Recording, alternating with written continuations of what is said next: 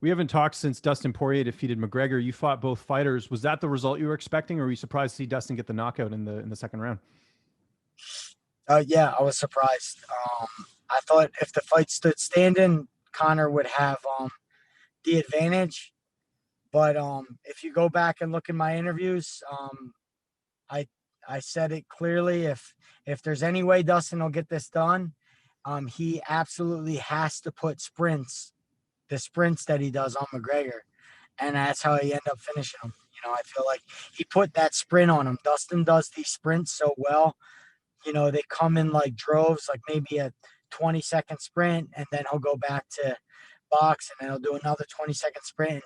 He put that sprint on Conor, forced him to panic, make mistakes, make his heart rate go up, and he was able to get the finish. It was phenomenal. I was happy for him. I feel like if anybody in that division deserves that kind of success or money or accolades, it's Dustin. He put his time in. He's fought the best guys, and he's starting to see the fruits of his labor. Who would you pick if they did the trilogy fight right now? Because McGregor, it looked like he won the first round, and obviously Poirier was able to capitalize in the second with the leg kicks and getting the knockout. It's like I was just having this conversation with someone, Will from Anatomy of a Fighter. He was here, and we were talking about, the idea of fighting when you got $100 million in the bank. And it's when you have $100 million in the bank, it's the opposite of fighting. Fighting is like, having to deal with adversity every day, being told no, having to wake up, not necessarily like do things that you don't necessarily want to do. And that requires discipline. It hardens you, and you become a good fighter as a byproduct of all these things that happen throughout your life. And the idea of having $100 million in the bank where everyone tells you yes, you get to make your own schedule, you get to wake up when you want, go to bed when you want.